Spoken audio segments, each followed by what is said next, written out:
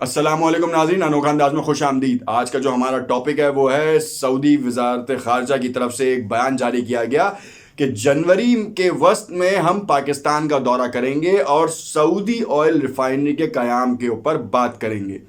आखिर दौरा करना तो दौरा करें, मगर ये बात उन्होंने क्यों की गई और इस वक्त की गई, आज से 15 दिन पहले किस्त के लिए जो है वो इतने ज़्यादा प्रेशराइज कर चुके थे वो पाकिस्तान को कि पाकिस्तान की मदद के लिए सिर्फ चाइना आगे आया और चाइना ने आके $1 अरब की किस्त दी और वो हमने सऊदिया को वापस की। सऊदिया चाहता तो हमें एक्सटेंशंस भी दे सकता था, सऊदिया चाहता तो हमारे लिए जो है और रिलीफ फंड्स के इजरा भी कर सकता था। सऊदिया के पास किसी चीज़ की कमी नहीं है, ख़ास तौर पे वसाइल के हवाले से बात की जाए, मगर पाकिस्तान जितने बुरे हालात से गुजरा उसमें सऊदिया की तरफ से एक लिमिटेड ऑफर मिली और उसके बाद नहीं मिली। हमेशा सऊदिया को हमने अपना बड़ा भाई तस्लीम किया, मगर सऊदिया की तरफ से हमेशा हमें स्टेप डाउन किया गया, मतलब निचले तबके पे ऊपर रखा गया। हमेशा हम एक तो हमारे लिए एक बड़ा मसला ये था कि हमारी आवाम जो है वो वहाँ पर जाके रोज़गार हासिल करने के लिए वहाँ पर है और बहुत बड़ी तादाद है और एक अच्छा ज़र मुबादला हमारे पास आता है, हमारे पास रेमिटेंस की सूरत में पैसा आता है और जो मुल्क की ज़रूरियात को पूरी भी करता है। तो हमेशा हमने जो है ना वो एक नीचे स्टेप पे रहे और वो एक बड़े स्टेप पे रहे। मगर इस बार ऐसा क्या हुआ, जब इतना ज़्यादा प्रेशर करने के बाद किस्त भी हासिल कर ली गई और इतनी आंखें भी दिखाई गई, उसके बाद ये एकदम क्या हुआ कि जो है फॉरेन मिनिस्टर का बयान आया कि हम आपको विजिट करेंगे।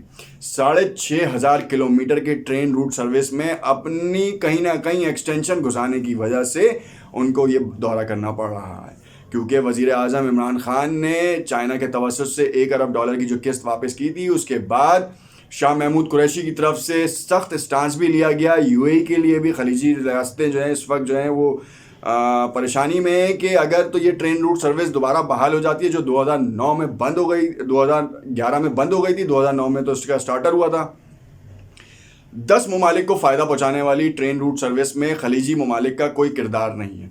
इस किरदार को बनाने के लिए सऊदी फॉरेन मिनिस्टर पाकिस्तान आ रहे हैं और कोविड के ऊपर, एनर्जी सेक्टर में जो है इन्वेस्टमेंट के ऊपर और इस तरह के बहुत से उमूर के ऊपर बातचीत करने के लिए तैयार हैं। मगर आज क्यों तैयार हैं, इससे पहले कहाँ थे? 6,500 किलोमीटर का जो फासला है जिसके ऊपर ये ट्रेन रूट सर्विस चल रही है, उसी में ही कहीं ना कहीं एक्सटेंशन लेने के लिए सऊदिया और सऊदिया के जो फॉरेन मिनिस्टर्स हैं, एनर्जी मिनिस्टर्स हैं, वो यहाँ पाकिस्तान तशरीफ़ लाएंगे। वज़ीर आज़म इमरान खान साहब से मिलेंगे, सदर आरिफ अलवी से मिलेंगे और साथ साथ आर्मी चीफ से भी मुलाकात का एक अंदेशा है। ये बावसूख ज़राए से तो ये बात कंफर्म नहीं हो पाई, मगर ये है कि एक लिमिट है कि आर्मी चीफ से भी उसकी मुलाकात होगी और ख़त्ते की सिक्योरिटी के हवाले से बातचीत होगी। पाकिस्तान ने इसराइल के हवाले से सख्त मौक़िफ़ लिया हुआ है, सऊदिया भी सख्त मौक़िफ़ पे है कि फ़लस्तीन का जब तक के फ़ैसला नहीं हो जाता या ठोस इक़दाम नहीं लिए जाते उस वक्त तक हम तस्लीम नहीं करेंगे। देखना ये है कि इस ट्रेन रूट सर्विस में अब कौन कौन से ममालिक शामिल हैं। इसमें रशिया ने भी अपनी आमादगी का इज़हार किया। हर हफ्ते कोई ना कोई, जब से इस ट्रेन रूट सर्विस का दोबारा बहाली का आगाज़ हुआ, ऐलान हुआ है, उसके बाद हर हफ्ते ही जो है हम देख रहे हैं कि नए नए ममालिक जो हैं वो इसमें शामिल होने के लिए आ रहे हैं। 45 डेज़ का सी रूट है और ये ट्रेन रूट सर्विस जो है वो पहले 18 दिन में आपको ट्रैवल टाइम देगी, उसके बाद रिड्यूस होके ये 13 दिन में दे देगी और मे बी पॉसिबल कि इन फ्यूचर ये रिड्यूस होके 9 दिन तक भी जा सकती है। ईरान का एक बहुत बड़ा ईरान जो है वो तकरीबन 2900 किलोमीटर है, पाकिस्तान में 1900, बाकी रेस्ट ऑफ द टर्की है, इस्तांबुल तक जाएगा और वहाँ से फिर वो यूरोपीय ममालिक में सामान की तरसील हो सकती है।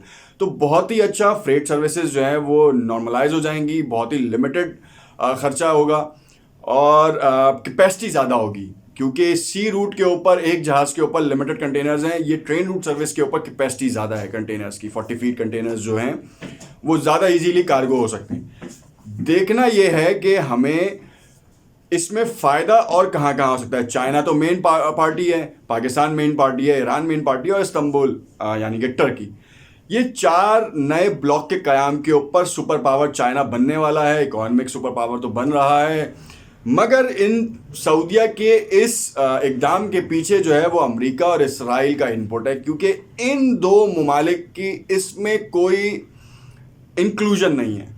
जब इंक्लूजन नहीं है तो उनको इस रूट के ऊपर कोई बेनिफिट हासिल नहीं है, और इस बेनिफिट की वजह से जो खलीजी मिडल ईस्ट की जो जितनी भी स्टेट्स हैं उनके लिए उन्होंने सऊदीया को फ्रंट एंड पे लाए हैं, और फ्रंट एंड पे लाने के बाद पाकिस्तान का विजिट करवाएंगे। और मे बी पॉसिबल कि अगर वज़ीर आज़म इमरान खान साहब और बाकी जितने भी ब्लॉक के मेंबर्स हैं अगर वो एग्रीड होते हैं तो फिर इसकी एक्सटेंशंस भी निकलेंगी।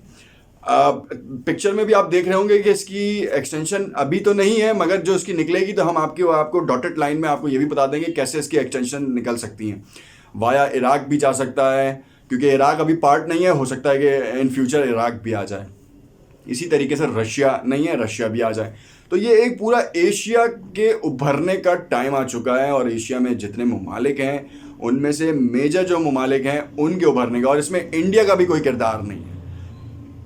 इन फ्यूचर हो सकता है कि इंडिया भी जो है पार्टिसिपेट करने के लिए एग्री हो, मगर जब तक के ब्लॉक के मेंबर्स एग्री नहीं होंगे उस वक्त तक इंडिया की इंक्लूजन नहीं होगी। और इन फ्यूचर मेरा नहीं ख्याल कि पाकिस्तान इंडिया को इस चीज़ का पार्ट बनाएगा, क्योंकि देखा यही गया है कि इंडिया की तरफ से पाकिस्तान के लिए क्या क्या इकदाम उठाए जाते हैं। हमें तो वो हर जगह से ब्लैकलिस्ट करने के लिए तुला हो रहता है, तो फिर हम क्यों बेनिफिट करें, और अगर बेनिफिट करेंगे तो फिर उसके अगेंस्ट में हमें क्या कश्मीर दे देगा वापस।